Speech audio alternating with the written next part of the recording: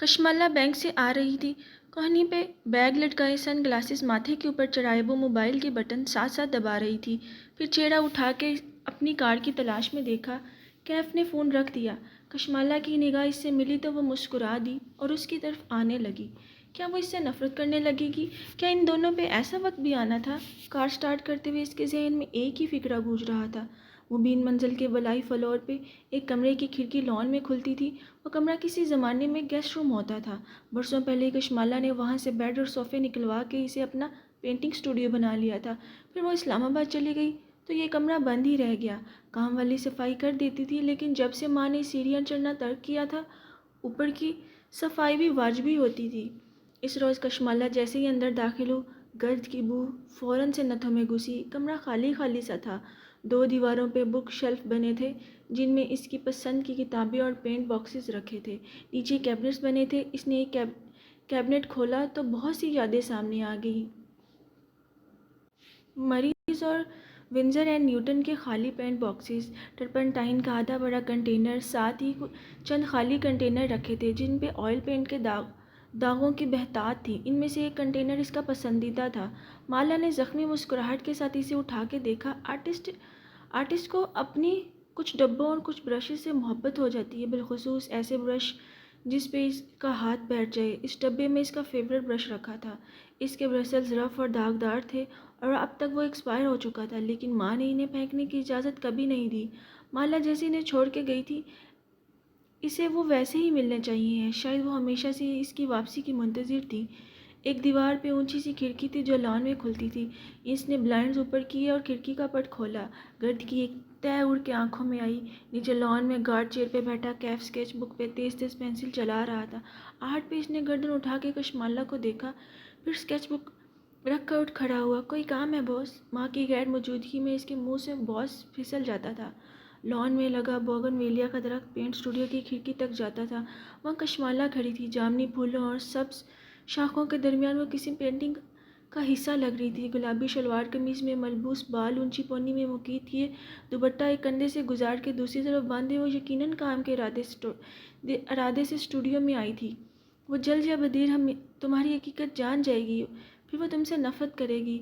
वो चंद लम्हे गर्दन उठाई इस पेंटिंग जैसी लड़की को देखे गया। जब इसने ये जॉब शुरू की थी और इसका कशमाला मुबीन से तारुफ हुआ था, तब वो इसके लिए एक तस्वीर थी। वो इसे नहीं जानता था, इसलिए 2 माह के लिए इसका गार्ड बनना मजबूरी के साथ साथ एक एडवेंचर भी लगा था। वो 2 माह बाद यहाँ से चला जाएगा। बाद में वो जान भी जाए तो इसे क्या? वो इसका क्या बिगाड़ लेगी? कुछ दिन बाद वो अपनी ज़िंदगी में मसरूफ़ होकर इस लड़की को भूल जाएगा। और अब वो सोच एक मजाक लगती थी। वो कैसे इस लड़की को, इस घर को और इसके पौधों को भूल पाएगा? तुम ऊपर आओ और सलीम को भी बुला लो, वो ऊपर खड़ी कह रही थी। कैफ चौंका। आज हमने स्टूडियो को साफ करना है। वो पुरजोश नज़र आती थी। ये तय था कि इसे माँ के साथ रहना था, मगर इसका ये मतलब नहीं था कि वो घर में बेकार बैठेगी।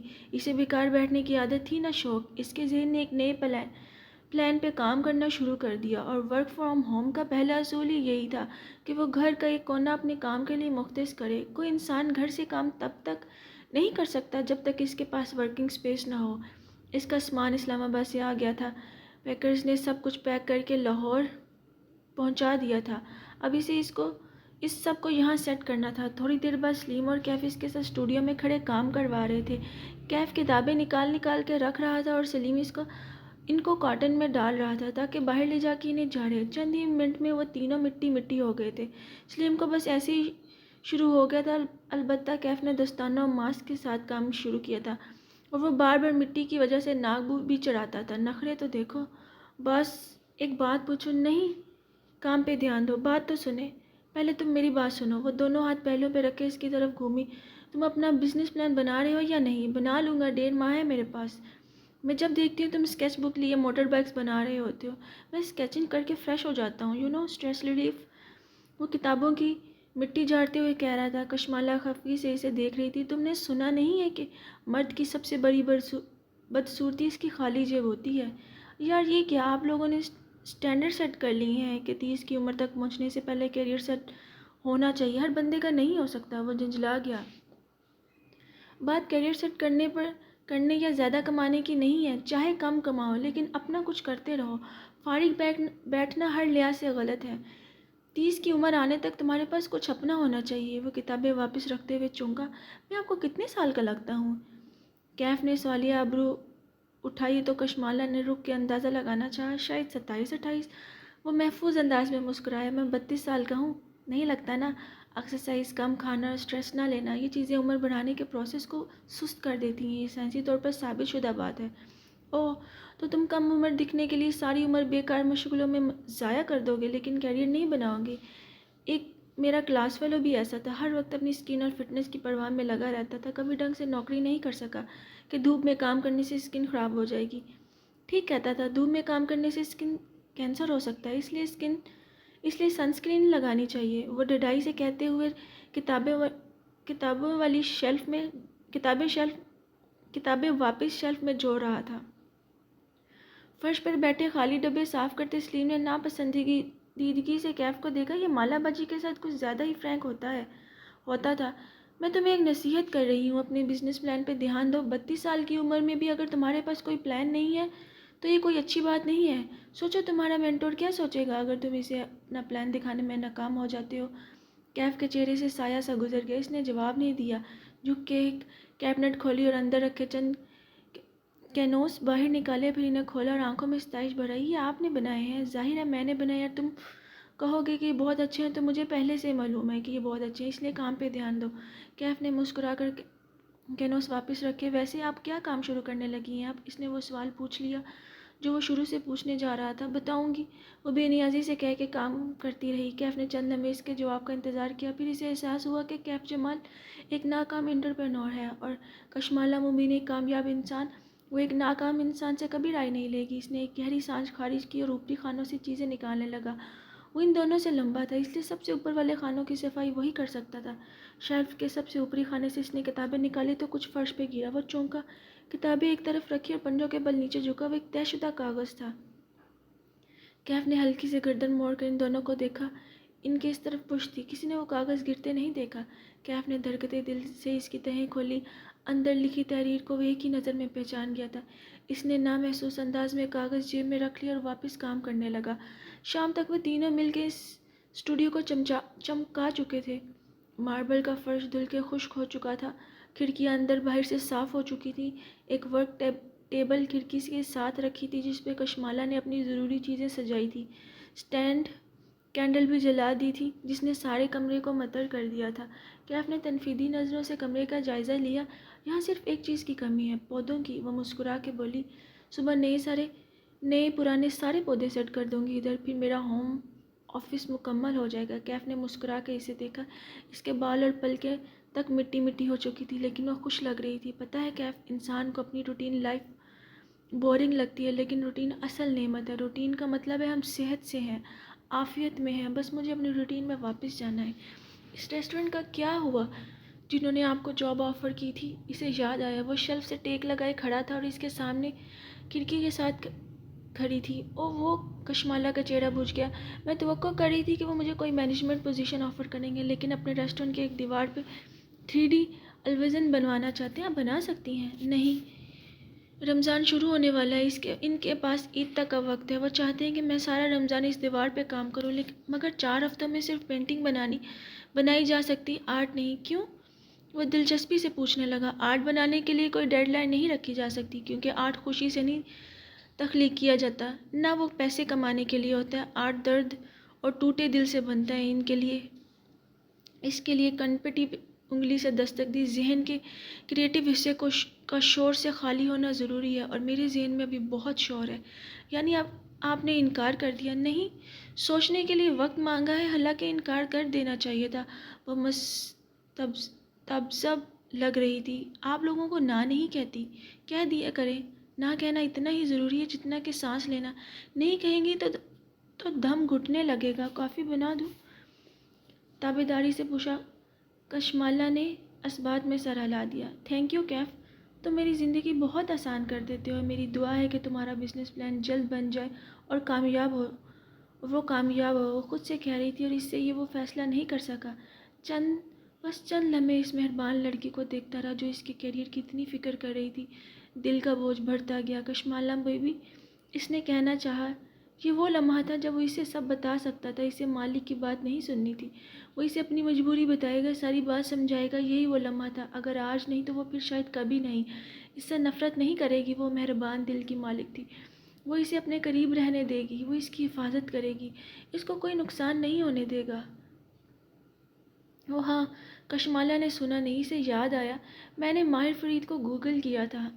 آواز آہستہ کر لی۔ سلیم کسی کام سے نیچے گیا تھا، اسے اس کے آنے سے پہلے بات مکمل کرنی تھی۔ کیف کے قدم وہیں زنجیر ہو گئے، سانس جہاں تھا وہیں رک گیا، اور دل زور سے دھڑکا۔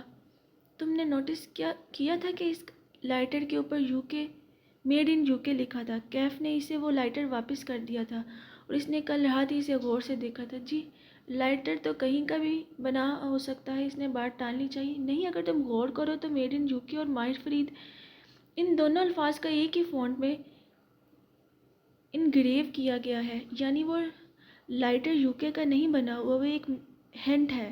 کیف نے تھوک نکل کر بظاہر ناسمجھی سے اسے دیکھا۔ مطلب یہ کہ اس کی آنکھیں چمکی۔ اس ماہر فرید کا تعلق یوکے سے ہے۔ پہلے میں نے سرچ کیا تھا تو بہت سے ملکوں کے ماہر فرید نظر آئے، لیکن جب میں نے یوکے لکھ کے سرچ کیا تو مجھے ایک پرانی فیس بک پوسٹ ملی۔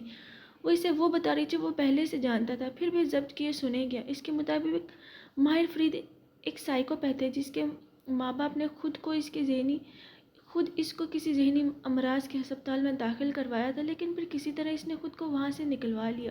وہ اپنے باپ کے کار کریش میں مر جانے کے بعد اس کے تمام اثاثوں کا مالک بن بیٹھا۔ وہاں کوئی کہہ رہا تھا شاید اس نے اپنے باپ کو خود قتل کیا ہو۔ اس نے جھرجھری لی۔ کتنے عجیب لوگ ہوتے ہیں نا دنیا میں۔ میری ماں تو ذرا سی بیمار ہے اور میرے دل میں آگ لگی ہوئی ہے، اور لوگ پیسے کے لیے اپنے باپ کو بھی مار سکتے ہیں۔ وہ واقعی افسوس سے کہہ رہی تھی۔ کیف کے حلق میں کانٹے اگ گئے۔ سائیکوپیتھ ایسے ہی ہوتے ہیں۔ پھر اس نے غور سے کشمالہ کو دیکھا۔ کیا واقعی آپ کسی ماہر فرید کو نہیں جانتی؟ نہیں کیف، میں نہیں جانتی، لیکن ایک بات ہے، یہ آدمی جو پتہ نہیں کیوں میرے پیچھے پڑا ہے، یہ اکیلا کام نہیں کر رہا۔ اس نے اپنے ہر کارے چھوڑ رکھے ہیں، جیسے وہ لفٹ والا آدمی، یعنی اس سائیکوپیتھ نے پھر سے بہت سا تھوک حلق سے نیچے اتارا۔ کچھ لوگوں کو اپنے پیرول پہ رکھا ہوا ہے آپ کو تعاقب کرنے کے لیے۔ ایسا ہی لگتا ہے۔ اور پتہ ہے کیا، یہ لوگ جو اس کے لیے کام کر رہے ہیں یہ اس سائیکوپیتھ سے بدتر ہیں، کیونکہ یہ اچھی طرح جانتے ہیں کہ وہ کیا ہے، لیکن صرف اس کی دولت کی وجہ سے اس کے ساتھ ہیں۔ وہ جو کچھ رات سے سوچ رہی تھی، اس سب کو ایک سانس میں باہر نکال دیا، پھر جھرجھری لے کر سر جھٹکا۔ سوری، تم کچھ کہہ رہے تھے؟ تب خیال آیا کہ کیف نے کسی بات کا آغاز کیا تھا۔ نہیں، کچھ نہیں۔ اس نے دھیرے سے نفی میں سر ہلایا۔ اس کی آنکھیں جل رہی تھی۔ میں تھک گیا ہوں، کچھ دیر کے لیے کمرے میں جا رہا ہوں۔ اس سے نگاہ ملائے بغیر وہ تیزی سے کمرے سے باہر نکل گیا۔ اسے کیا ہوا؟ یہ تو کافی بنانے جا رہا تھا۔ اس نے تعجب سے کیف کو جاتے دیکھا۔ شاید اس کی طبیعت ٹھیک نہیں تھی۔ وہ مزید اس بارے میں سوچتی مگر اس کا فون بجا۔ اس نے موبائل اٹھا کے دیکھا، ضیاء سلطان کا ایک اور میسج ریسیو ہوا تھا۔ اس نے پچھلا میسج ابھی کھولا نہیں تھا، نوٹیفیکیشن سے پڑھا تھا، کیونکہ وہ تب تک یہ فیصلہ نہیں کر پائی تھی کہ وہ زیاد سے گفتگو کرنا چاہتی تھی، لیکن اب اس نے فیصلہ کر لیا تھا۔ شور، آپ مجھے رات 8 بجے سے پہلے تک کسی بھی وقت کال کر سکتے ہیں۔ اس نے مسکرا کے میسج ٹائپ کیا۔ سیڑھیاں اترتے کیف کے قدم من بھڑکے ہو رہے تھے۔ رنگت سفید پڑ رہی تھی۔ وہ چپ چاپ نیچے کمرے میں آیا، دروازہ بند کر دیا۔ فرش پہ ایک سادہ میٹرس رکھا تھا، ایک طرف الماری تھی اور دوسری جانب کولر لگا تھا۔ کیف میٹرس پہ بیٹھا اور کتنی دیر سامنے والی دیوار کو دیکھے گیا، پھر اس نے موبائل نکالا اور وائٹ ہیئر کو کال ملائی۔ میں یہ جاب کرتا رہوں گا، میں اسے سچ نہیں بتاؤں گا، بے فکر رہو۔ ارے واہ، ایک دم اتنی تبدیلی کیسے؟ تم نے ٹھیک کہا تھا، میں اسے پہلے ہی دھوکہ دے چکا ہوں۔ جلد یا بدیر مجھ سے نفرت ہی کرے گی، اس لیے مجھے جلد از جلد اپنا کام مکمل کر کے یہاں سے نکلنا ہے۔ وہ تلخی سے دبی دبی آواز میں کہہ رہا تھا، یہی تمہارے حق میں بہتر ہے۔ اچھا، مجھے ایک کاغذ ملا ہے کشمالہ کے گھر سے، اس کی تصویر بھیج رہا ہوں، اس کا کیا کرنا ہے؟ وہ میکانکی انداز میں بتا رہا تھا، کسی روبوٹ کی طرح، کسی کارپوریٹ جاسوس کی طرح۔ تم نے کشمالہ کو بتایا اس کاغذ کے بارے میں؟ نہیں، میں کشمالہ موبین کے لیے کام نہیں کرتا، میں ایک خود غرض انسان ہوں، میں صرف ایک آدمی کے لیے کام کرتا ہوں، اور وہ ہے ماہر فرید۔ اس کے انداز میں خود اپنے لیے ناپسندیدگی تھی۔ وہ اسے کبھی معاف نہیں کرے گی، اور ایک وقت آئے گا جب وہ اس سے نفرت کرے گی۔ اسے ابھی سے خود کو اس وقت کے لیے تیار کرنا تھا۔ اس صبح وہ اٹھی تو تازہ دم محسوس کر رہی تھی۔ موبائل چیک کیا اور زیاد کی چیٹ دیکھی تو مسکرا دی۔ اس نے لکھا تھا کہ وہ شام میں اسے کال کرے گا۔ زیاد کو اس سے کیا کام ہو سکتا تھا؟ وہ یہی سوچتے ہوئے سنگار میں اس کے سامنے آئی اور آئینے میں اپنا عکس دیکھا، پھر دائیں بائیں چہرہ گھمایا، کوئی پمپل نہیں تھا۔ گڈ۔ بال جوڑے میں لپیٹتی وہ لاؤنج میں آئی تو ماں تخت پہ بیٹھی بھنڈیاں کاٹ رہی تھی۔ ایک ٹانگ موڑے، دوسری سیدھی لمبی کیے، درمیان میں پرات رکھے، سفید چکن کا دوپٹہ ہمیشہ کی طرح سر پہ لے کر کانوں کے پیچھے عرص رکھا تھا۔ چہرہ اٹھا کے اسے آتے دیکھا تو فوراً فکر مندی سے بولی، افطاری کی تیاری نہیں کرنی؟ وہ جو آج بہتر محسوس کر رہی تھی ایک دم بجھ گئی۔ ماں پھر سے بھولنے لگی تھی۔ ماں ابھی صبح کے 10 بجے ہیں اور رمضان آنے میں ابھی 6 دن ہیں۔ وہ ان کے ساتھ تخت پر لیٹ گئی، گاؤ تکیا پر سر رکھ لیا، پہلو کے بل کروٹ لی، پھر وہ 2 انگلیوں سے وہ ماں کی کلائیوں میں موجود سونے کی چوڑیوں کو چھیڑنے لگی۔ ماں نے اس بات کو جیسے سنا ہی نہیں، سر جھکائی بھنڈی کا سر کرتے ہوئے بولی، ماہی سے کہو اٹھ جائے، کب تک سوتی رہے گی؟ ماہی کہاں ہوتی ہے ماں؟ تحمل سے یاد دلاوے وہ بار بار ماں کو بھولنے والی اشیاء یاد دلاتی تھی تاکہ ان کا ذہن خود سے کام کرنے کا عادی رہے۔ ہیں؟ ماں نے چہرہ اٹھا کے اسے دیکھا، تھوڑا سا سوچا، یاد کریں ماہی کہاں ہوتی ہیں؟ انگلیاں چوڑیوں کے اوپر سے گزاری، سونے سے ٹکرایا، چھن چھن کی آواز آئی۔ کینیڈا کے صوبے برٹش کولمبیا میں؟ ماں نے سبق کی طرح دہرایا۔ برٹش کولمبیا کے کس شہر میں؟ 3 چوڑیاں ایک طرف کی، 3 ایک طرف، درمیان میں گیپ آ گیا۔ چلی ویک میں؟ ماں کا سبق مکمل ہوا۔ مالا انگلی سے چوڑیوں کو باری باری ساتھ کرنے لگی۔ ماں نے ایک دم سے بازو اٹھا کے اپنا موبائل اٹھایا تو ساری چوڑیاں پھسل گئیں۔ موہت نے کھانا کھایا؟ انہیں یاد آیا، ساتھ ہی موہت کو کال میں لانے لگی۔ آج کل وہ ہر گھنٹے بعد موہت کو کال کرتی تھی۔ ماں، موہت بچہ نہیں ہے، کھا لے گا جب بھوک لگے گی، ریلیکس۔ ان کے چہرے پہ نرمی سے ہاتھ پھیرا۔ پتہ نہیں یہ ماؤں کو کیا معاملہ ہوتا ہے بچوں کے کھانوں کو لے کر۔ شاید وہ تب تک اس بات کو نہیں سمجھ سکے گی جب تک اس کے اپنے بچے نہیں ہوں گے، شاید تب تک کوئی بھی یہ نہیں سمجھ سکتا۔ موہت نے کال نہیں اٹھائی تو ماں نے فون رکھ دیا، تب بھی وہ دوبارہ بجنے لگا۔ غیر شناسا نمبر تھا۔ ماں نے کال اٹھائی تو نگینا آنٹی تھی۔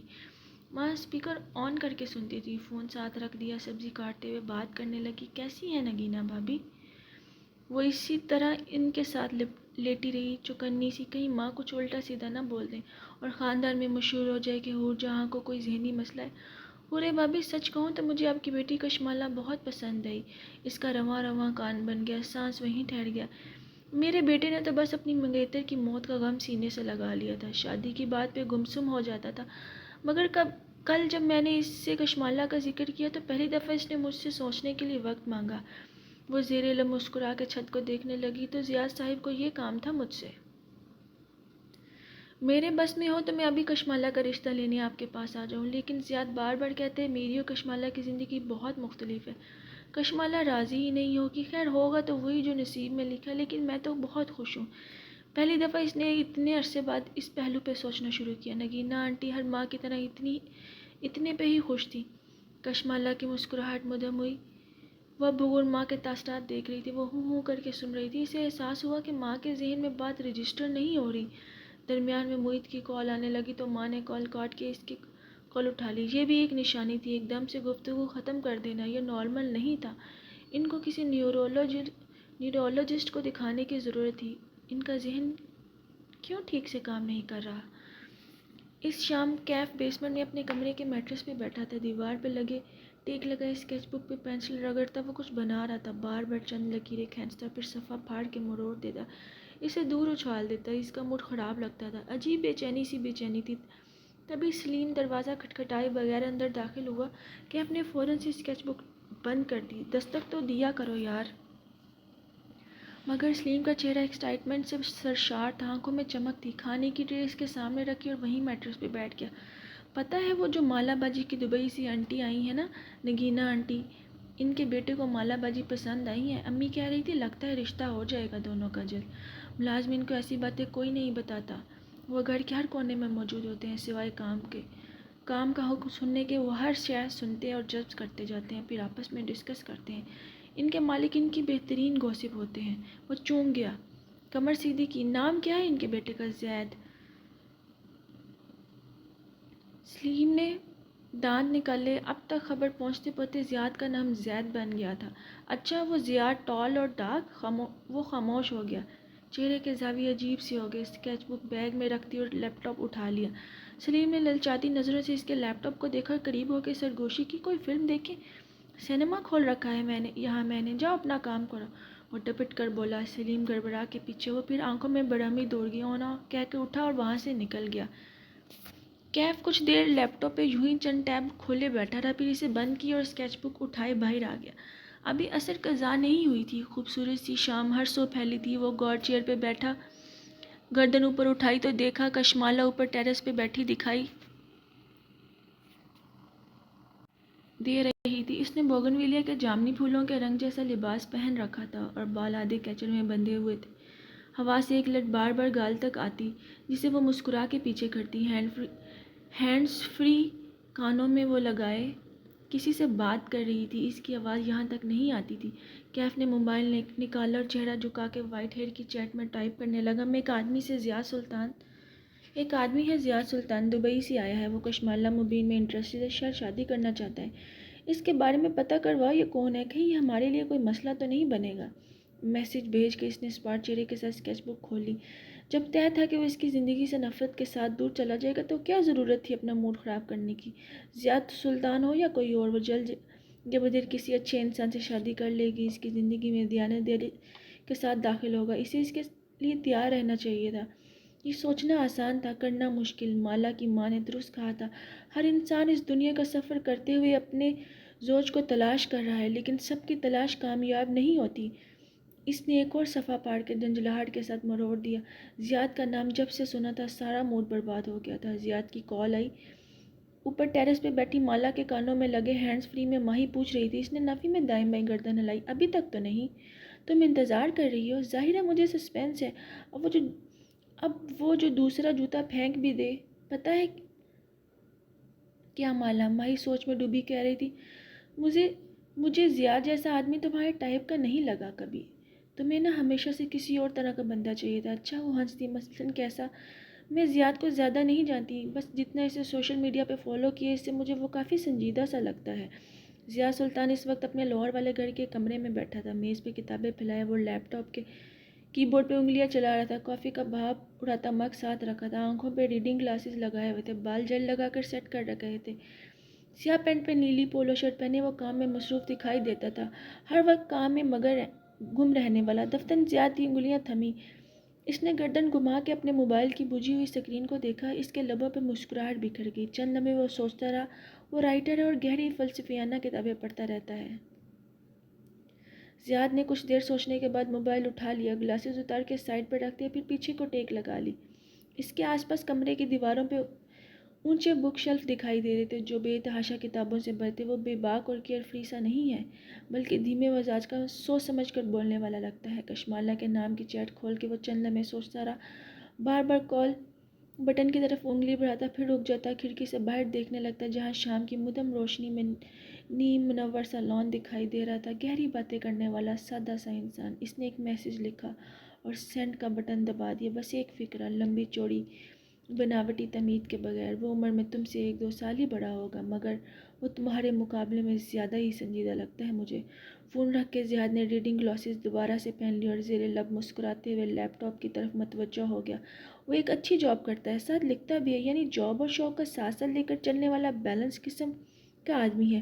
ضیاء ٹائپ کرتے ہوئے گائے بگائے ایک نظر بجھے موبائل پر ڈال لیتا جیسے اسے کشمالہ کے جواب کا انتظار تھا۔ اپنی پوسٹ اور اسٹیٹس اپڈیٹ سے وہ مجھے کوئی رومانٹک انسان نہیں لگتا، پریکٹیکل سا لگتا ہے، حقیقت پسندی سے ہر چیز کا جائزہ لینے والا،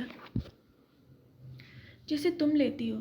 میرا رشتہ نہیں ہو رہا یہاں، ہم تمہاری بات کر رہے ہیں۔ وہ برا مان گئی تھی۔ مالا ہنستی، ہاں مجھے بھی زیادہ سنجیدہ اور پریکٹیکل سا لگا، لیکن تم نے یہ کیوں کہا کہ وہ میری ٹائپ نہیں ہے؟ میں بھی سنجیدہ اور پریکٹیکل ہوں۔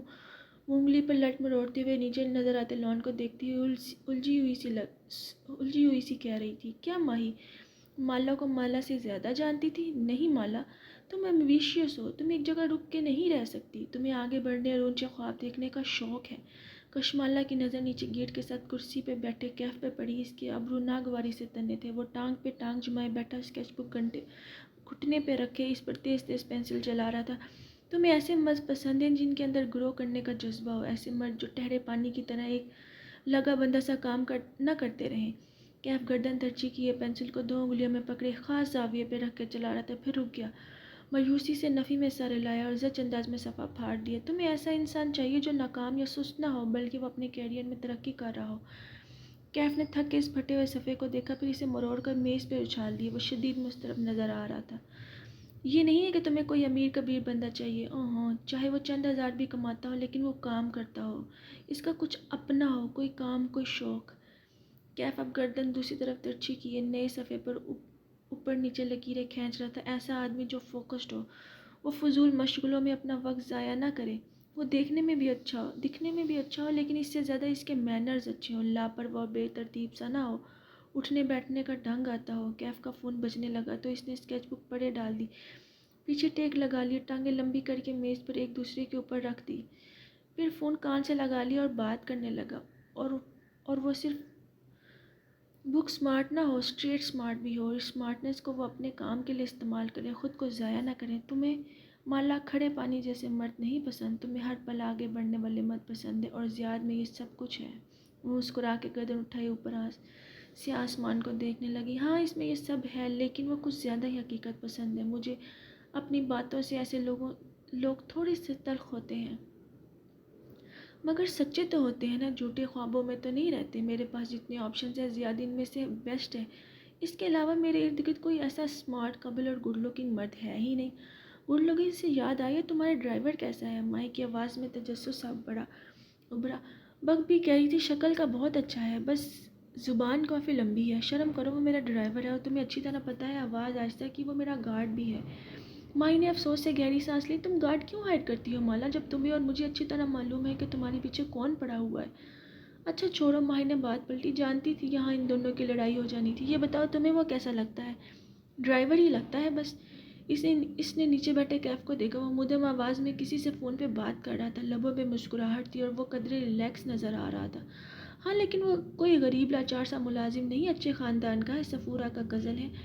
پھر وہ تمہیں چھوڑ کے نہیں گیا، تمہارے لیے دوسرے شہر میں شفٹ ہو گیا۔ کیا کہنا چاہ رہی ہو؟ یہی کہ مرد بہت سادہ ہوتے ہیں، اتنا تردد کسی عورت کے لیے وہ تب ہی کرتے ہیں جب یا تو انہیں مالی منافع نظر آئے یا ان کا کسی پہ دل آ جائے۔ کیف بیچارے کو چوری تنخواہ تو مل نہیں رہی تم سے، پھر وہ کیوں تمہارا گارڈ بنا ہوا ہے؟ ماہی اور ماہی کی ساری دنیا پہ شک کرنے کی عادت، اف، وہ صرف اپنی جاب کر رہا ہے۔ ویسے بھی میرا خیال ہے اس نے لہجے کو سرسری سا بنایا، اس کی زندگی میں کوئی لڑکی پہلے سے ہی ہے، اسی سے فون پہ لگا رہتا ہے۔ اور یعنی تم نے اس کی کالز پہ نظر رکھتی ہو؟ سلیم کی کالز پہ تم نے کبھی نظر رکھی؟ وہ بھی تو ملازم ہے۔ ماہی یار کیا مسئلہ ہے؟ میں زیاد کی بات کر رہی ہوں اور تم کیف کو درمیان میں لے آئی کیونکہ تم زیاد کی بات اب کر رہی ہو۔ ہماری ہر ویڈیو کال میں تم آدھا وقت مجھے یہ بتاتی ہو کہ کیف کتنا اسمارٹ ہے، تم اس کے نئے بزنس کے فیل ہو جانے کی کتنی فکر ہے۔ میں تم سے بات ہی نہیں کر رہی۔ اس نے خفگی سے فون بند کر دیا، پھر دیکھا زیاد کا میسج آیا ہوا تھا، اس سے کال کرنے کا پوچھ رہا تھا۔ ہاؤ ڈیسنٹ، اس نے شور لکھ کے میسج بھیجا تو فوراً سے زیاد کی کال آ گئی۔ کیسی ہیں آپ کشمالہ؟ اپنا نام اس کی زبان سے بہت منفرد لگا اور اچھا بھی۔ امید ہے میں نے آپ کو ڈسٹرب کیا ہوگا؟ نہیں ایسی کوئی بات نہیں، وہ ہلکے سے ہنس دی۔ آپ بتائیں کوئی کام تھا آپ کو؟ جی ایک کام تو، سوچا آپ سے مشورہ لے لوں۔ ذرا ٹھہر کے بولا، پہلے بھی آپ کے مشورے کی وجہ سے میں دوبارہ سے لکھنے لگا ہوں۔ چلیں مجھے خوشی ہے کہ میرا مشورہ آپ کے کام آیا۔ وہ واقعی اس کے لیے خوش تھی۔ دراصل ہم آج کل یہاں میرے دادا کے گھر رہ رہے ہیں۔ وہ بہت دھیما بولتا تھا، ٹھہر ٹھہر کے۔ میرے ابو بھی آئے ہوئے ہیں، وہ سب رشتہ دار امی ابو سے ملنے آتے رہتے ہیں، گھر میں کافی رش ہوتا ہے، یہاں میں سکون سے کام نہیں کر سکتا۔ اب جتنے دن چھٹی پہ آیا ہوں اتنے دن کام بھی تو کرنا ہے۔ آپ کسی کافی شاپ سے بھی کام کر سکتے ہیں۔ جی لیکن کافی شاپس میں آپ ایک حد تک بیٹھ سکتے ہیں، وہاں شور بھی ہوتا ہے۔ میں سوچ رہا تھا لاہور میں کوئی اچھی ورکنگ سپیس تو ہوگی۔ جی لاہور میں ایسی بہت سی جگہیں کھل گئی ہیں، بلکہ میرے ایک کلاس فیلو نے گلبرگ میں اپنی پوری بلڈنگ بنائی ہے، اس میں جم بھی ہے، ریسٹورینٹ بھی۔ گریٹ، آپ وہ مجھے جگہ دکھا سکتی ہیں؟ شور، میں ابھی عاصم سے بات کرتی ہوں۔ عاصم وہی میرا کلاس فیلو جس نے اپنی ورکنگ سپیس بنا رکھی؟ اوہ اوکے، مگر ایسے معاملات میں کسی کا ریفرنس ہونا بہتر ہوتا ہے۔ اگر آپ کے پاس وقت ہو تو آپ ساتھ آ سکتی ہیں، اس نے عام سے لہجے میں کہا۔ لیکن کشمالہ نے فون کان سے ہٹا کے دیکھا، کیا یہ مجھ سے ملنے کا بہانہ ہے؟ میں چیک کر کے بتاتی ہوں۔ ظاہر ہے یہ اس سے ملنے کا بہانہ تھا۔ وہ مسکرا کے عاصم کو کال ملانے لگی۔ عاصم ظاہر ہے اس کا کلاس فیلو تھا۔ ایک زمانے میں وہ شدید کمزور اور پڑھاکو ٹائپ لڑکا ہوتا تھا جو بہت شائع تھا۔ آج وہ ایک کامیاب انٹرپرینور تھا۔ اس نے 3 سال پہلے ایک ورکنگ سپیس کی بنیاد رکھی تھی جو آج کامیابی سے چل رہی تھی۔ اس کے بزنس گریجویٹ کلاس فیلوز کامیاب تھے یا ناکام، ایک وہی تھی یا کامیاب تھے یا ناکام، ایک وہی تھی جو کامیاب ہو کے ناکام ہوئی تھی۔ یہ ایسے دنوں میں سے ایک دن تھا جب ایک لمحے کے لیے دل کا موسم خوشگوار ہو جاتا اور دوسرے لمحے سارے مسائل یاد آنے پر طبیعت مکدر ہو جاتی۔ باہر کا موسم بھی کچھ اسی طرح کا تھا، ایک دم گرمی ہو جاتی اور ایک دم سیاہ بادل چھا کے سارے میں چھایا کر دیتے تھے۔ کیف نے ساری رات جاگنے کے بعد فجر کے بعد تھوڑی دیر سونے اپنے کمرے میں گیا، گھنٹہ بھر سویا، پھر واپس آیا۔ اپنی کافی بنائی کہ کرک چائے اس سے کوشش کے باوجود نہیں بنتی تھی اور لیپ ٹاپ لیے گارڈ چیئر کی طرف آ گیا۔ آسمان گہرا نیلا تھا جب کیف نے لیپ ٹاپ کھولا، پھر وہ کافی کے گھونٹ بڑھتے ہوئے کام کے لیے گیا۔ ساتھ ساتھ آسمان کی نیلاہٹ کم ہوتی گئی، یہاں تک کہ سنہری افشاں نے سارے میں اجالا بکھیر دیا۔ کوئی گھنٹے بعد اس نے ذرا سا سستانے کے لیے لیپ ٹاپ بند کیا اور اٹھ کھڑا ہوا۔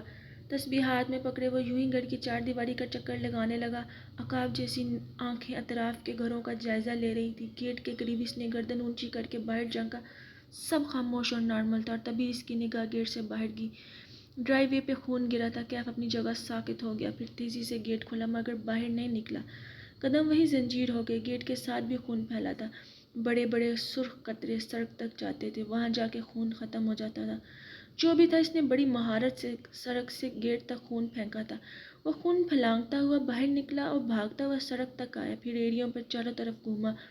سڑک سنسان پڑی تھی، آس پاس کوئی بھی نہ تھا۔ اس نے جھنجھلا کے سڑک کی تارکول کو پیر سے ٹھڈا مارا۔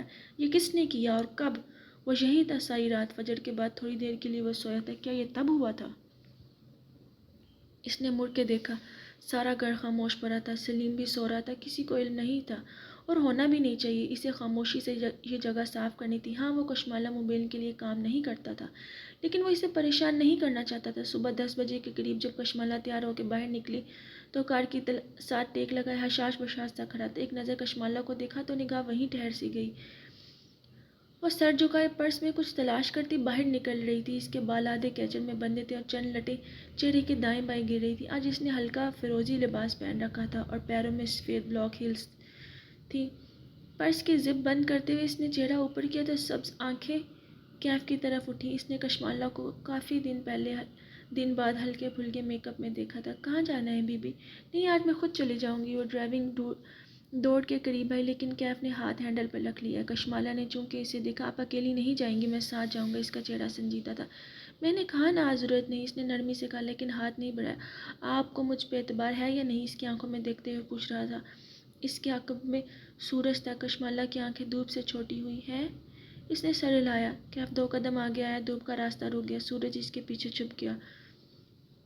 اب وہ سامنے کھڑا تھا، ارد گرد کوئی تپش نہ تھی، وہ چھاؤں میں تھی۔ میں ساتھ جاؤں گا بی بی، آپ پیچھے بیٹھیں۔ اس نے چابی کے لیے ہاتھ بڑھایا۔ کشمالہ نے چابی اس کے ہاتھ میں تھما دی۔ وہ واقعی اس کی زندگی آسان بنا دیتا تھا۔ گلبرگ جانا ہے، ایک ورکنگ سپیس ہے وہاں، کام کاج کے نام سے۔ کیف ڈرائیو کرتا رہا اور باہر دیکھتی رہی۔ لاہور عجیب شہر تھا، یہاں پنجاب کے بہت سے رنگ بکھرے تھے۔ اسلام آباد مختلف تھا، وہاں 3 کلاسز تھیں، 2 کلاسز امرا کی تھی اور تیسری لوئر مڈل کلاس یعنی عام لوگوں کی۔ عام لوگوں کی کلاس ہر جگہ نظر نہیں آتی، البتہ امرا کی دونوں کلاسز ہر طرف چھائی تھیں۔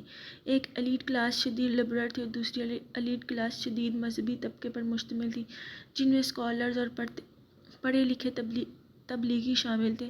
یہ دونوں امیر کلاسز ایک ساتھ بڑھی ہوئی تھیں۔ اسلام آباد ایک بہت چھوٹا شہر ہے، وہاں کی ایلیٹ میں کوئی نہ کوئی کسی نہ کسی کا اسکول فیلو نکل آتا ہے۔ اسلام آباد کی ایلیٹ اسٹوڈنٹس عموماً ہائی اسکول سے امپورٹڈ ڈرگس، میتھس، آئس ایکسارٹسی اور کینابیز پہ لگ جاتے ہیں۔ ان کے والدین ان کی ان عادات سے عموماً صرف نظر کرتے ہیں، کیونکہ وہ اپنے بچوں کو ایسے اسکول میں اس لیے پڑھاتے ہیں تاکہ ان کے اسکول فیلوز کے والدین سے تعلقات بنا کے وہ فائدہ اٹھا سکیں۔ لاہور ایسا نہیں تھا، یہاں بہت سی کلاسز تھیں۔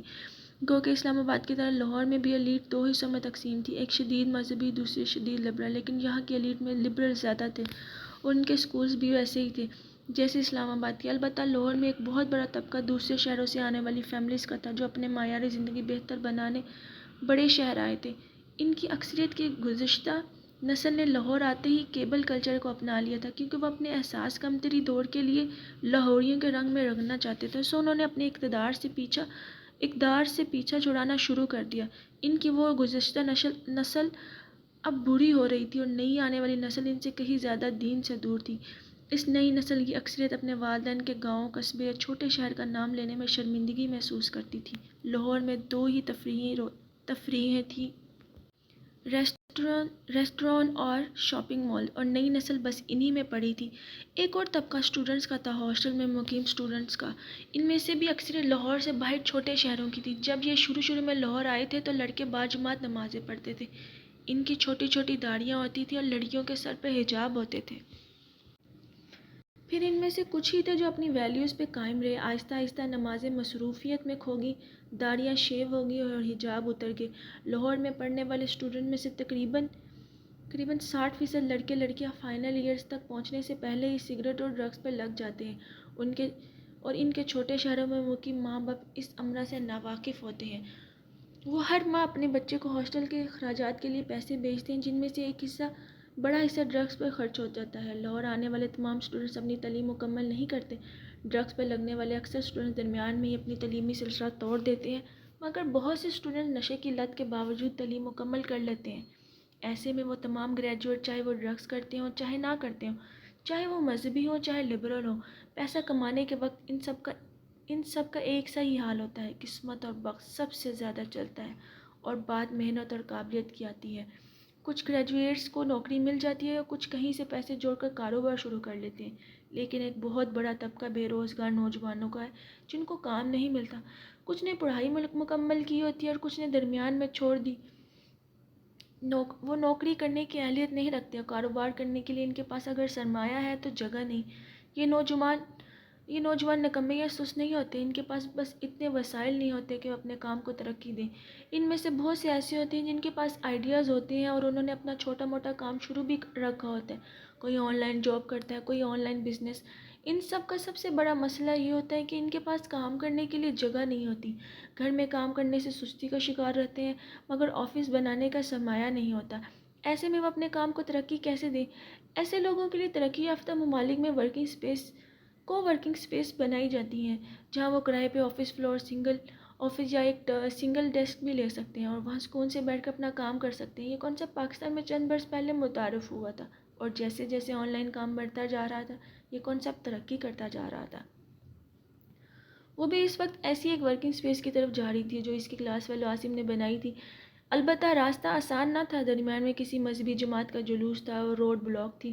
تھوڑی دیر بعد کار رک گئی۔ جب چند لمحے کے لیے آگے نہیں بڑھی تو کشمالہ نے جھنجھلا کر کیف کو دیکھا، کسی دوسرے راستے سے لے جاؤ، مجھے وقت پہ پہنچنا ہے۔ تھوڑی سی تاخیر اس قابل نہیں ہوتی کہ انسان اپنا موڈ خراب کرے۔ کشمالہ بی بی 10 منٹ اوپر لگ جائیں گے لیکن راستہ کھل جائے گا، وہ بے نیازی سے بولا۔ اس کے انداز میں ہمیشہ کچھ ہوتا تھا، جیسے وہ کسی سے نہیں ڈرتا، اس بات سے بھی نہیں کہ وہ اس کی بے تکلفی کا برا مان جائے گی، اور نہ جانے کہ وہ برا نہیں مانتی تھی۔ کیف کا اندازہ کبھی بھی غصہ دلانے والا نہیں ہوتا تھا۔ اور ہاں، میں نے CCTV کے لیے کہلوا دیا، ہم آج مبین منزل کے تمام داخلے دروازوں پہ کیمرے لگوا رہے ہیں۔ ہاں وہ تو لگوانے تھے، لیکن خیریت کچھ ہوا ہے کیا؟ چونکہ کیا ہم کچھ ہونے کا انتظار کریں گے؟ میں آپ کا گارڈ ہوں کشمالہ بی بی، یہ میری جاب ہے۔ وہ سامنے دیکھتے ہوئے کہہ رہا تھا۔ آج اس کا انداز قدرے مختلف تھا، جیسے وہ خود سے بہت کچھ طے کیے بیٹھا تھا۔ وہ خاموشی سے باہر دیکھنے لگی۔ کار ابھی تک رش میں پھنسی تھی، دھوپ بھی تیز ہونے لگی تھی، AC کے باوجود اسے گھٹن ہونے لگی۔ تمہارا بزنس پلان کیسا جا رہا ہے؟ باہر دیکھتے ہوئے اس نے سرسری سا پوچھا۔ وہ چونکا، چہرے کی سنجیدہ لکیریں قدرے نرم پڑی، گہری سانس اندر کھینچ کے خارج کی۔ شاید میں نہیں کر پاؤں گا، ایک نقطے پہ ذہن سٹک ہو گیا ہے۔ میں جو کرنا چاہتا ہوں وہ دنیا کے قابل قبول نہیں ہوگا، اور جو دنیا کے قابل قبول ہے اس کو کرنے کے لیے دل نہیں مانتا۔ کشمالہ نے سوچتی نظروں سے اس کے کندھے کی پشت کو دیکھا، پھر اسٹیئرنگ پر جمے اس کے ہاتھوں کو۔ یہ نوجوان اتنا ٹیلنٹڈ تھا، لیکن صرف اس لیے کہ اس کے پاس وسائل نہیں تھے۔ یہ آج تک ناکام تھا، اسے افسوس ہوا۔ بتاؤ کہاں پھنسے ہوئے ہو؟ شاید میں تمہاری مدد کر سکوں، وہ دوستانہ انداز میں بولی۔ کیف چند لمحے خاموش رہا۔ بطور آرٹسٹ آپ کو رنگ کیوں اچھے لگتے ہیں؟ وہ ونڈو اسکرین کے پار سڑک کو دیکھتے ہوئے پوچھ رہا تھا۔ وہ اس سوال کا پس منظر نہیں سمجھ پائی، لیکن اسے جواب دینا تھا، کیونکہ رنگوں کی اپنی ایک زبان ہوتی ہے، ہر رنگ بات کرتا ہے۔ ایک بچہ وائپر لیے آیا اور جلدی کار کی ونڈو اسکرین پہ سرف والا پانی سپرے کرنے لگا۔ اس سے پہلے کہ وہ لوگ منع کر دیں، آپ کا فیوریٹ رنگ کون سا ہے؟ سرخ۔ جو آپ جتنی جلدی آیا۔ وہ چونکا۔ سیٹ بیلٹ کی وجہ سے اس نے بدوقت گردن پوری موڑ کے کشمالہ کو دیکھا۔ اس کی آنکھوں میں حیرت تھی، تعجب تھا، جیسے اس نے اس سے اس جواب کی توقع نہیں کی تھی۔ سرخ کیوں؟ کیف نے لہجے کو عام سا بنایا، البتہ اس کا دل زور سے دھڑکا تھا۔ گردن کے بال کھڑے ہو گئے تھے، کیونکہ سرخ رنگ گفتگو کرتا ہے۔ وہ باہر دیکھتے ہوئے کہنے لگی، بچہ اب دوسری جانب سے آ کے ونڈو اسکرین کا بقایا حصہ صاف کر رہا تھا۔ اور کیا کہتا ہے سرخ رنگ؟ وہ سانس روکے سن رہا تھا۔ سرخ کہتا ہے، مجھے یاد رکھو، یہ رنگ توجہ کھینچتا ہے، یہ تاریخ میں لکھا جاتا ہے۔ ریڈ رائڈنگ ہوڈ کا چوگا کسی اور رنگ کا ہوتا تو یاد نہ رہتا، ریڈ شوز والی لڑکی کے جوتے سیاہ ہوتے تو بھول جاتے، لیکن اس کی رنگت کی سرخی نے انہیں یاد رکھوایا۔ سرخ خون کا رنگ ہے، اور آگ کا بھی۔ یہ لباس یا میک اپ میں ہو تو بتاتا ہے کہ اس کو کسی خاص موقع کی وجہ سے پہنا گیا ہے۔ جب آپ سرخ پہنتے ہیں تو آپ کے جانے کے بعد بھی آپ کا ذکر کیا جاتا ہے۔ ٹریفک کا راستہ کھل گیا۔ کیف نے شیشہ نیچے کر کے بچی کو 100 روپے کا نوٹ پکڑایا اور کار سست روی سے آگے بڑھا دی۔ مگر بہت سے لوگ سرخ سے غیر آرامدہ بھی ہوتے ہیں۔ وہ کہتے ہیں کہ سرخ ٹو مچ ہے، جسٹ ٹو مچ۔ اس کی آواز میں تلخی تھی، چبھن تھی۔ لوگوں کے لیے تو ہر چیز ٹو مچ ہوتی ہے، لوگوں کی سننے والے پیچھے رہ جاتے ہیں۔ انسان کو وہی رنگ پہننا چاہیے جس کے لیے اس کا دل چاہے۔ لیکن تمہارے بزنس پلان کا اس سے کیا تعلق؟ نہیں، بزنس کے لیے نہیں پوچھ رہا تھا، کسی کو کچھ گفٹ کرنا تھا۔ رنگ ڈیسائیڈ نہیں ہو رہا تھا۔ اس کا لہجہ بدل گیا، اب وہ ایک عام لاوالی سا کیف کا لہجہ بن گیا۔ وہ دونوں جانتے تھے کہ وہ سچ نہیں کہہ رہا، لیکن کشمالہ ایسی باتیں نہیں کرتی تھی۔ اسے کیا؟ وہ دونوں ایک ساتھ عاصم کے آفس میں داخل ہوئے۔ دبلا پتلا سا پستہ قد نوجوان تھا، گلاسز لگاتا تھا۔ کشمالہ کو دیکھ کے گرم جوشی سے اٹھ کھڑا ہوا، پھر کیف کو دیکھ کے ٹھٹکا۔ آنکھوں میں نہ سمجھی بڑا سوال اترا۔ کیف اطراف کا جائزہ لیتے ہوئے کھڑکی تک آیا، باہر جھانکا۔ سڑک چند فلورز نیچے تھی، پھر باتھ روم تک گیا، دروازہ کھول کے اندر دیکھا، پھر دروازہ بند کیا اور کشمالہ کی طرف مڑا۔ آپ بیٹھے، میں باہر ہوں، سنجیدگی سے کہہ کے دروازے کی طرف بڑھا۔ کشمالہ؟ عاصم حیرت سے ہنسا، تم نے باڈی گارڈ رکھ لیا؟ اف کیف! اس سے پہلے کہ کشمالہ معذرتی انداز میں کچھ کہتی، کیف دروازے سے واپس آیا تو اس کے سامنے آ کھڑا ہوا، پھر گردن نیچی کر کے عاصم کو گھورا۔ جی رکھ لیا ہے، کوئی مسئلہ ہے کیا؟ عاصم کی مسکراہٹ سمٹ گئی، نفی میں سر ہلایا۔ نہیں، no problem. How are you Kashmala? کیف اسے گھورتے ہوئے باہر نکل گیا۔ میں ٹھیک ہوں، اچھا میرا کزن آنے والا ہوگا، تم نے اس کو اپنا بہترین کارنر آفس دکھانا ہے، ڈسکاؤنٹ بھی اور پروٹوکول بھی۔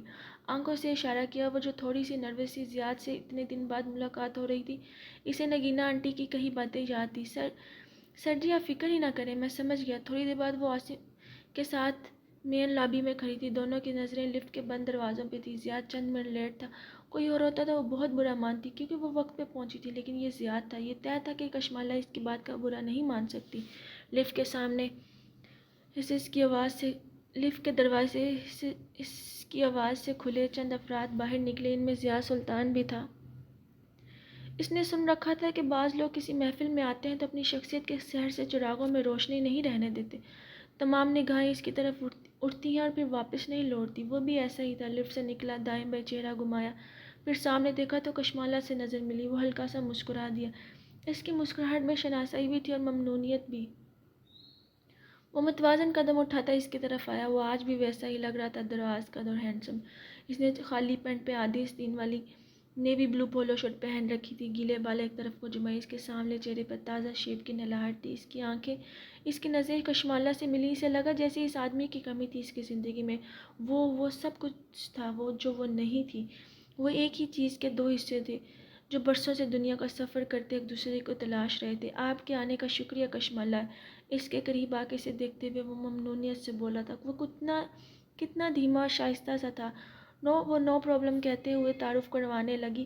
یہ عاصم ہے، میں نے آپ کو بتایا تھا اس کے بارے میں۔ ہائے زیاد! عاصم نے گرم جوشی سے ہاتھ بڑھایا۔ زیاد نے مسکرا کے اس سے ہاتھ ملایا۔ اور میں کیف جمال ہوں۔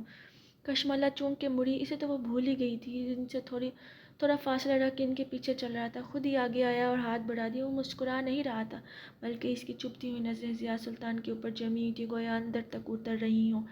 زیاد نے اسی رسمی مسکراہٹ کے ساتھ ہاتھ ملایا اور شائستگی سے پوچھنے لگا، آپ بھی یہاں کام کرتے ہیں؟ دونوں ایک دوسرے کے آمنے سامنے کھڑے تھے، کوئی عجیب سا تناؤ ان کے درمیان میں حائل تھا۔ نہیں، میں کشمالہ بی بی کے ساتھ ہوں۔ اپنا ہاتھ علیحدہ کر کے کیف پیچھے ہوا، چہرہ ہنوز سنجیدہ تھا۔ زیاد یہ کیف ہے، میرا ڈرائیور بھی اور اسسٹنٹ بھی۔ کچھ تھا جو کشمالہ کو اچھا نہیں لگا تھا۔ چند لمحے پہلے تک کشمالہ اور زیاد دو تھے، ایک دوسرے کا گمشدہ حصہ۔ اسے دو کو دو کا تکون بننا اچھا نہیں لگا تھا۔ ڈرائیور کے لفظ پہ زیاد چونکا، پھر اس نے سر سے پیر تک ایک نظر کیف پہ ڈالی۔ کشمالہ جانتی تھی اس ایک نظر میں وہ کیف جمال کو سکین کر رہا تھا۔ اچھا لگا آپ سے مل کے کیف۔ زیاد نے اسی رسمی مسکراہٹ کے ساتھ سر کو جنبش دی۔ کیف اب بھی نہیں مسکرائی، اسے گھورتے ہوئے 2 قدم پیچھے ہو گیا۔ ہم اوپر جا کے آفس دیکھتے ہیں۔ کیف تم یہیں رکو، کشمالہ نے تحکم سے کہا اور ساتھ ہی آنکھوں سے گھورا بھی تو وہ وہیں رک گیا۔ عاصم نے لیا ایگزیکٹو لفٹ کی طرف آ گیا جہاں سے انہوں نے ٹاپ فلور پہ جانا تھا۔ وہ آگے چلنے لگا اور دونوں اس کے پیچھے۔ انٹی کیسی ہیں؟ زیاد اس کے کندھے کے ساتھ ساتھ چل رہا تھا۔ اس کے پرفیوم کی خوشبو ساری راہداری میں پھیل گئی تھی۔ ٹھیک ہے بس۔ یہ ایک ایسا سوال تھا جس کا جواب دینے سے دل عجیب سا ہو جاتا تھا۔ کیا بتائے اور کتنا بتائے؟ امی بتا رہی تھی ان کی بات ہوئی تو آنٹی کچھ اچھا محسوس نہیں کری تھی۔ وہ نرمی سے دھیما دھیما سا بولتا تھا، اتنا کہ اگر وہ شور میں بولے تو شاید کشمالہ کو آواز ہی نہ آئے۔ وہ ٹھیک ہو جائیں گی۔ اس نے زیاد سے زیادہ خود کو تسلی دی۔ وہ عمارت کے ٹاپ فلور میں داخل ہوئی تو وہاں گہما گہمی تھی۔ ایک طرف مغربی طرز کی کافی شاپ کے نقشے پر کیفیٹیریا بنا تھا، دوسری جانب جم کی طرف جاتا دروازہ تھا۔ ہر طرف روسٹ ہوئے کافی بینس کی خوشبو پھیلی تھی۔ ہماری کو ورکنگ اسپیس میں مختلف طرح کے لوگ اپنا اپنا کام کرتے ہیں۔ عاصم ان کے آگے چلتا ہوا اپنی بلڈنگ کی خصوصیات بتا رہا تھا۔ آپ کو سارے دن کافی اور چائے فری ملے گی، جتنی چائے آرڈر کریں۔ ایک ورکنگ شفٹ میں انسان کتنی کافی پی سکتا ہے؟ 2 کپ، شاید 3 کپ۔ زیادہ متاثر ہوئے بغیر بولا۔ وہ جیبوں میں ہاتھ ڈالے اطراف کا جائزہ لیتے ہوئے قدم بڑھا رہا تھا۔ عاصم خاموش ہو گیا، پھر دوبارہ ہمت کی۔ جم کی ایکسس فری ہے، ہمارے پاس سوئمنگ پول بھی ہے، اس کے علاوہ میٹنگ رومز بھی ہیں۔ آپ کو کسی سے بھی ملنا ہو تو آپ اپنی مرضی کا میٹنگ روم بک کر سکتے ہیں۔ کانفرنس کے لیے ہم کانفرنس روم بھی مہیا کرتے ہیں۔ ہماری ایپ پہ جا کے آپ چند گھنٹے کے نوٹس پر کوئی بھی روم بک کر سکتے ہیں۔ نہیں، مجھے کسی سے نہیں ملنا، تنہائی میں سکون سے بیٹھ کے کام کرنا ہے، وہ طائرانہ نگاہوں سے اطراف کا جائزہ لیتے ہوئے کہہ رہا تھا۔ اب کہ عاصم واقعی خاموش ہو گیا، پھر وہ انہیں سیڑھیوں کے زیر ٹاپ سے نیچے فلور پہ لے آیا۔ کارنر میں ایک گلاس ڈور کو سامنے چھوٹا سا آفس نظر آیا۔ کشمالہ نے اندر قدم رکھے تو آنکھوں میں ستائش ابھری۔ آفس کی دیواریں گرے تھیں، جن پہ چند بیرنگ آویزاں تھیں۔ ایک طرف سفید ورک ٹیبل اور ایگزیکٹو چیئر رکھی تھی، دوسری جانب کسی مہمان کو بٹھانے کے لیے کرسی رکھی تھی۔ دیوار پہ چند کیبنٹس بنی تھیں اور دروازے کے مقابل دیوار پہ مستطیل کھڑکی نصب تھی۔ آصف نے ایک کھڑکی کے بلائنڈز اوپر کیے تو سورج کی روشنی نے سارے کمرے کو منور کر دیا۔ ایک مغربی ممالک کے جیسا چھوٹا اور کوزی سا آفس تھا۔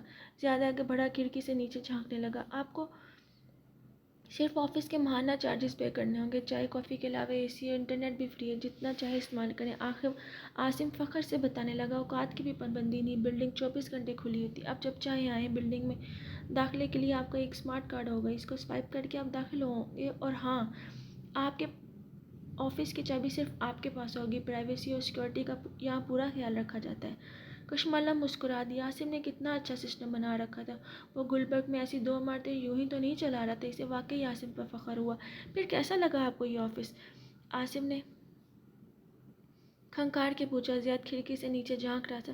اس سائڈ کا ویو کافی ڈسٹیسٹفل ہے، دیکھیں یہاں سے سڑک بھی ٹوٹی ہوئی ہے اور کچرے کے ڈرم نظر آتے ہیں۔ ہم سڑک کے اس حصے کا کچھ نہیں کر سکتے، یہ تو انتظامیہ والوں کا مسئلہ ہے، یہ ہماری جگہ نہیں ہے۔